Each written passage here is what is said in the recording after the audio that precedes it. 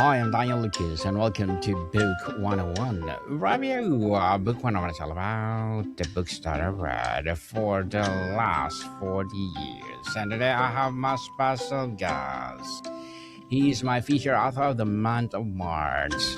Of course, highly enthusiastic, prolific, best-selling and award-winning author as well as a speaker with a ton of heart. No other than Mr. Aaron Ryan. Good to be back. Thanks for having me. welcome, Mr. Aaron, on Book 101 Review, and thank you for saying yes to be my feature author of the month. And can you please introduce more about yourself that I missed? Sure. Well, I mean, I don't know if you want the introduction that my wife would say to people, but I can go with my own. So yes, prolific is probably a word that is attributed to me pretty often. I've got a 41 book catalog that's about to be 42. I'm at page 317 on my finale for the Talisman trilogy, which will make my fourth series completed, and that's probably going to release next month. I've written everything from children's books to business guides to thrillers to sci-fi and Christian dystopian. I like to keep myself diverse and the offerings diverse because it just makes me more palatable to readers. And what can I say? I love writing and putting books out there. I love being a storyteller. Yes, and thank you for being a storyteller, Mr. Aaron. Thank you. So today, let's talk about being a best-selling and award-winning author. You wrote your first book, The Electric Boy, in the second grade. What do you remember about the story, and what would a 7-year-old version of you think of an author you become today? Wow. Well, I mean, that's a really good question. I'm going to pull this out because I used this in a recent video, and so I think this will do it justice. So this is that 7-year-old right here. And so Mm-hmm. my marketing guy asked me to get a picture that he could actually use. So this is me at 7, and this is when I wrote The Electric Boy. The Electric Boy was a second grade assignment given by a teacher. I just wanted to write something where I liked sci-fi at the time already. I wanted to write something where a boy was struck by lightning, imbued with powers he doesn't know what to do with, and starts receiving these, bizarre messages in his brain and communications, and he starts basically becoming transparent. The electricity is rendering him transparent over time, where he becomes invisible. Always something very cool, with 8-year-olds and 7-year-olds. It's like, hey, I'm invisible. But I put it together. It actually turned out, I mean, looking back, I could totally be sued because it was a blatant copyright ripoff of the Alan Dean Foster novelization of E.T. with some of the things that I put in there. But at 8 and 7, I don't think you understand what copyright infringement really is. So I think it's passable, and I won't be prosecuted, knock on wood. But I loved writing it and holding it in my hands when I was done with it, going, hey, I made this. And now I can take these books that I've published and go, hey, look, I made this. It's the same feeling 45 years later. Good job, Mr. Aaron. Good job. You work as a voice-over artist, wedding videographer, stage performer, musician, producer, tech support, a worship leader. How has the electric mix of careers shaped your voice as a writer? Well, gosh, some of those have absolutely nothing to do with authoring, of course, but I think all of them have something to do with, at least on a microcosm or marginal level, they have something to do with organization and discipline and adherence to rules and structure. I think as an author, there are definitely pursuits and vocations in there that really have to do with freelancing and management of your own time, career, pursuits. Um, as a freelancer, I can sit here and write every story I want to, but I also have to be able to manage the marketing of those. I have to manage the expenses that go into the promotion of those. And I have to organize events around those books so that they're actually, reaching the masses. So I think in large part, it's a really diverse vocational path that I've taken. Some of them have nothing to do with the other. It was like, hey, that job's available. I'll take that so I can, pay for rent. But I think all of them were relatively formative in directing me where I am today. Everything is hindsight. Hindsight's 2020, they say. Hmm. Your Dissonance series features aliens called Gorgons that paralyze humans before consuming them, inspired by your childhood fear of the Medusa scene at Class of the Titans. What is about childhood fears that makes such a powerful fuel for adult storytelling? Well, it's visceral. Number one, it's something that so many people can relate to. When Clash of the Titans came on, I was 8 years old, so I was just a budding author again. This little guy right here. And I remember seeing that scene, and granted, this is really cheap special effects. It's Ray Harryhausen, stop motion photography and claymation and all that stuff. And so, by today's standards, it's really lame. It's really not flashy or exciting at all. But for a little guy back then, man, that was terrifying. I saw Medusa come into full frame as she shoots an arrow and she takes down one of Perseus's soldier mates, and then she comes into full view and her eyes light up green and there's this shriek, this hiss that comes from her. I literally left the room. I had to leave the room because I did not want to be paralyzed by Medusa. I thought it would come through the screen and it would get me. So as I was structuring the aliens in Dissonance, they first took the name of Druids. I don't know why. I just came up with the name of Druids, and they were They were far too ethereal, far too vaporous and formless, and so they really bore too stark a resemblance between, or a cross between rather, Nazgul in Lord of the Rings and Dementors in Harry Potter. And so I've seen both of those. That's been done. That's been done. I didn't want to, rehash that and do something that's already been done. So I needed them to be flesh and bone creatures. I thought, what terrifies me? Medusa? Ah, there we go. I'll call it a Gorgon. So that just stuck, and I'm glad that it did because it resonates with people. You mentioned that writing in the first person inevitably means the character reflects your own worldview. What is the hardest truth you have had to confront about yourself while writing Jet's internal dialogues? Well, yeah, I was just gonna say Jet is the one who I think probably most closely epitomizes my worldview and my how I've colored the world.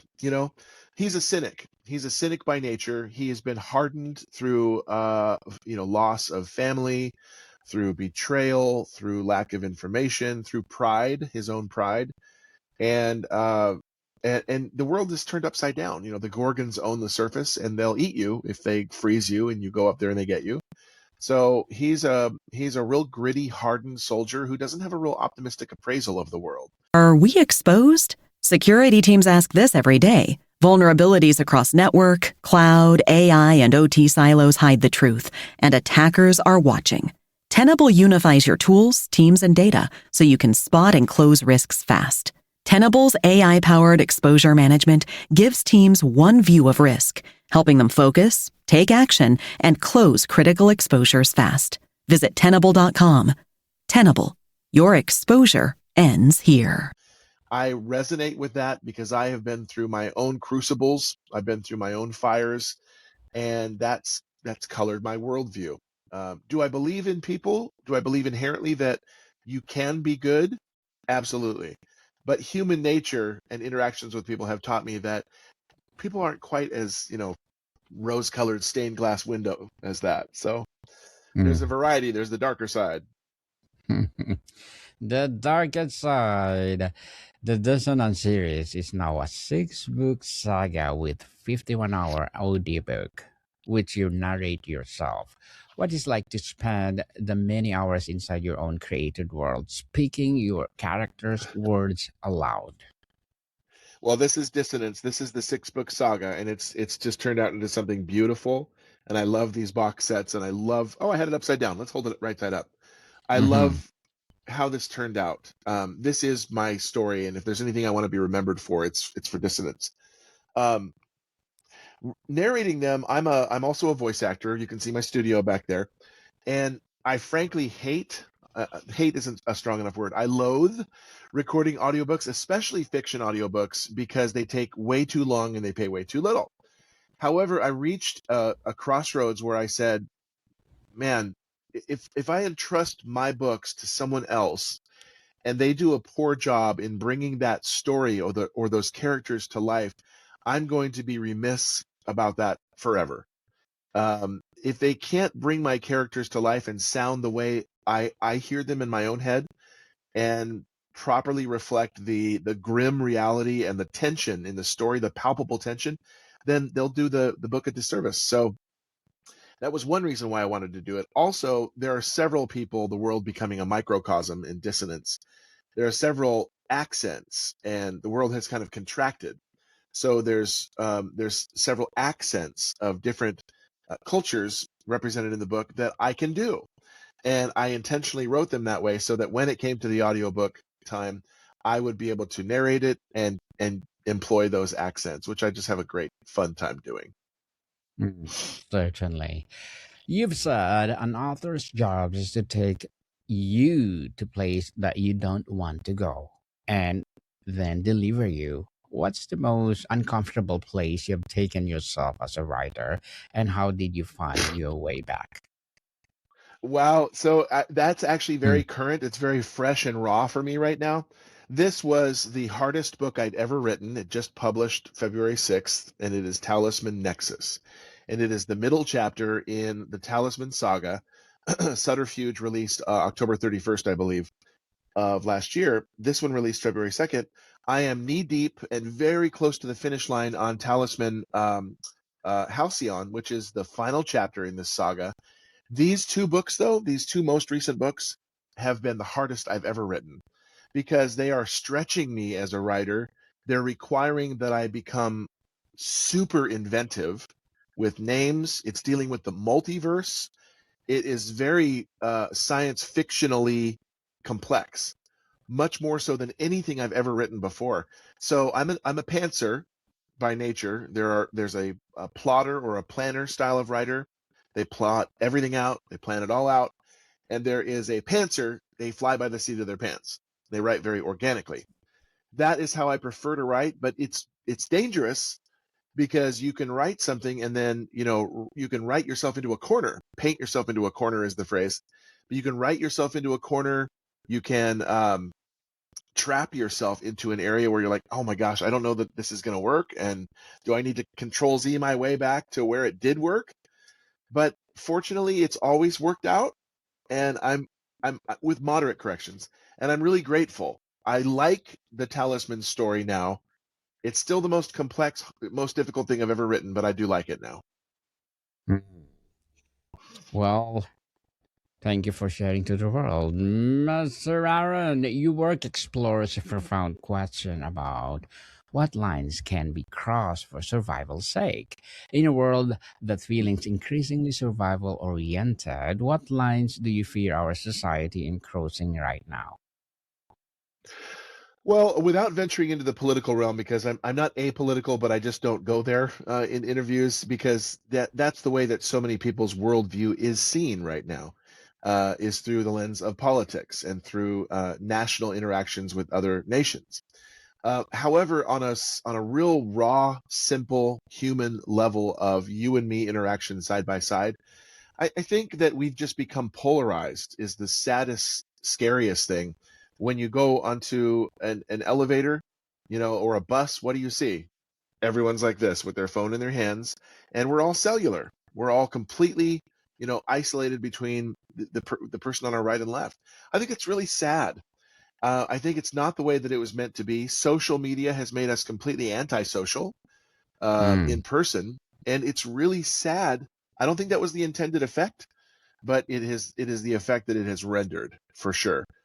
That's, I mm. think, what we struggle with. If we could just peel those layers off and take those blinders off and remove the layers that we've erected between us and really start to have actual sit down conversations with people we don't know, we could learn a lot, and so could they. Very well said. Very well said, Mr. Aaron. Your series, The End, is described as a Christian dystopian fiction. What a unique challenges come with writing faith based stories in a genre typically dominated by secular or even anti religious themes. Sure. Well, dissonance is what I call a covertly faith-based story. You'll find marginal profanity in there in extremely intense situations. It's very rare.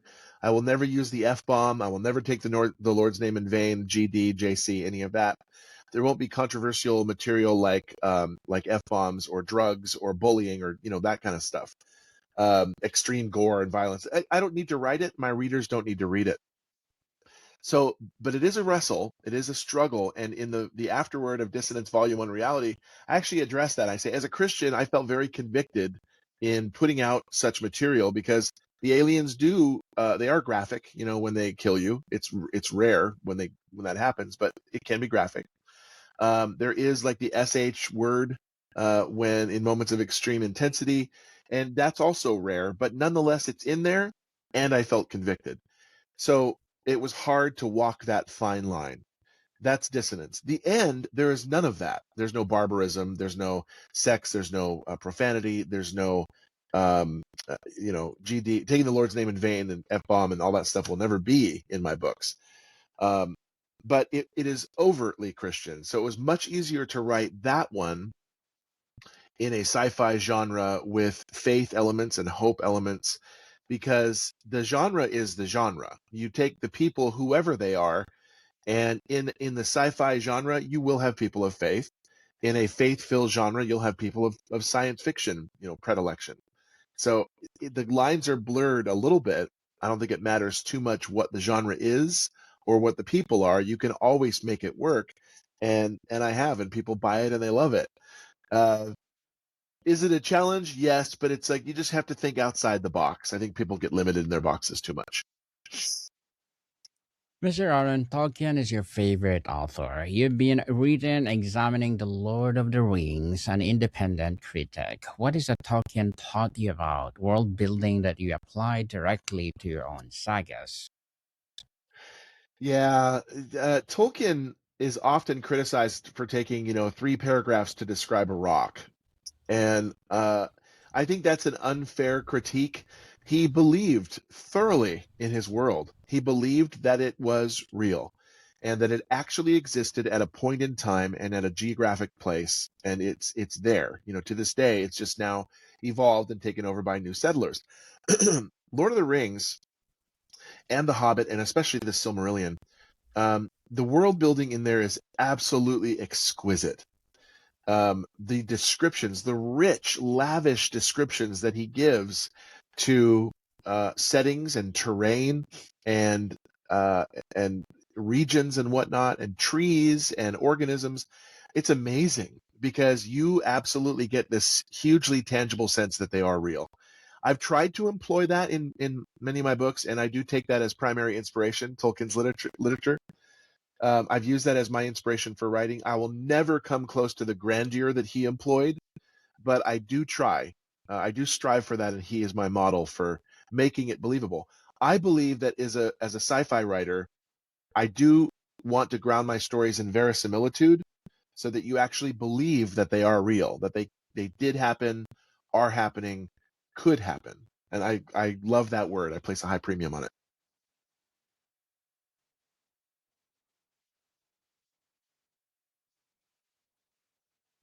Very well said, Mr. Aaron. You've been a paper boy, a CSR, a service manager, and now an award winning author. Is there any job from your past that taught you something about storytelling that you could not have learned in writing workshop? That's a tough one. Again, yeah, they're all varied careers, and they're not careers really. They're all vocations, for a season, for a time. Um, I think, gosh, if I could go back to one of the earliest jobs I've ever had, that is definitely one of paperboy, a paper carrier. And you have to get up early on the days where you like the weekends is when we did it when I was a kid.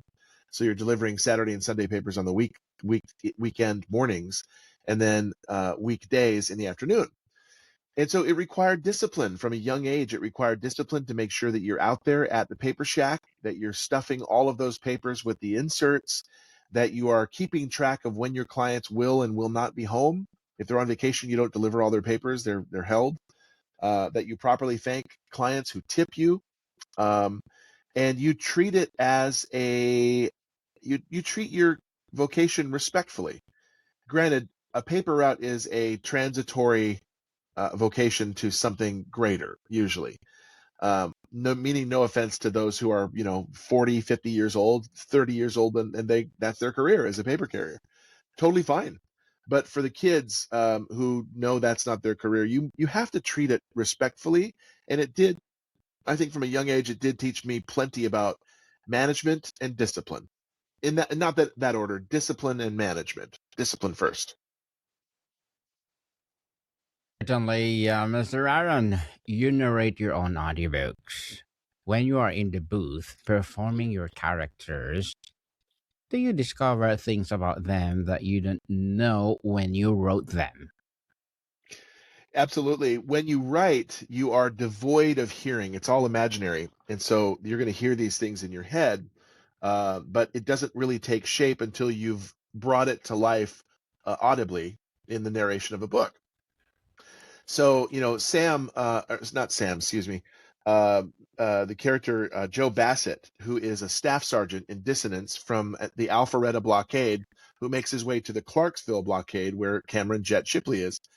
I knew that I wanted him to have, a Southern drawl, but I didn't know that he was going to sound like this, a bit lower and a little bit of a lisp, closer to Louisiana or cross between Louisiana and Texas, a Sam Elliott inspiration for Joe Bassett. I didn't know he was going to sound like that until I started talking like that in the studio. And I rolled with it and that really became Joe Bassett. Vance Cardona is from New York. And so he talks like this, he's got a low growl and he talks like this, no big whoop. And then there's other people, there's a British Captain John Wilson aboard the USS Harry S. Truman. And so he talks very dignified and very pronunciation of all syllables and such. And then you've got a Caribbean man who served aboard a submarine, and he is aboard the carrier, and he's providing details to the group. And so all of those accents that I've used in paid voiceover jobs get to come to life and embody and bring these characters to life. It's so cool. That's one reason why I do my own audiobooks, for sure. Certainly. Your Talisman series has been 3 books releasing between 2025 and 2026. Without spoilers, what theme are you exploring in the new series that readers have not seen from you before? I don't know that they haven't seen it from me before. I think I'm obsessed with justice. My wife and I have been cyber stalked, and we were deprived justice. In the end, we were deprived justice. And so that's something that still is an itch under the skin. And I think that is going to, whether I want it to or not, it's going to find its way into multiple books. Trust is another theme that finds its way into books because I'm cynic. I mentioned that earlier. But justice is a huge theme, and we want justice this side of heaven, so many of us, for wrongs and slights and things that we've experienced. And you have to kind of let those go and move in trust that things will work out. This Talisman series has been, again, the hardest thing I've ever written, but it does deal with a trust based on a false promise. And so I don't want to spoil anything, but that has wrecked the world of the protagonist. And so he has to navigate through that very carefully. It's something that I think plenty of people have experienced. Well, thank you for sharing to the world, Mr. Aaron. And to wrap up our discussion for today, you've written across almost every genre imaginable. Is there a story you've not told yet that still scares you to attempt? And if so, what is it? That'll be the next one. If you scroll up after Talisman Halcyon, which is number 42 there, 43, excuse me, 43 is going to be The Darkness Within. and I don't quite have a concrete story yet. I work my way backwards. I come up with the cover, and if the cover motivates me enough, then I reverse engineer the book. That's how I work. I have to have something that I can work towards and go, oh, that's cool, and I'll write a story to match it. There's going to be themes in that book that will be scary, supernatural, spiritual, unnerving, and I'm excited to take them on and tackle them. Yes, looking forward for that, Mr. Aaron, and thank you for sharing your knowledge and wisdom to the world. Mr. Aaron Ryan, my feature author of the month of March, award-winning and best-selling author. So can you please invite our listeners to support all your books, your advocacy, or whatever projects that you're doing right now? Sure. So you can go to authoraaronryan.com. That's my website. All the social links are there and whatnot. But you can also, in fact, I encourage you to join authoraaronryangroup.com. If you go there, that will forward to a Facebook group that is private, exclusive, and there's no scammers, spammers. If you're an aspiring author, you'll find tips there. And you'll hear about giveaways, discount codes, new releases, upcoming appearances, news on the screenplays that I've had adapted. So authoraaronryan.com or authoraaronryangroup.com, and you'll find me. Yes, people, let's support Mr. Author Aaron Ryan, because if you support him for sure, more and more award-winning and best-selling books to rise. So, Mr. Aaron, thank you so much for your time. Thank you so much for yours. I appreciate you having me back.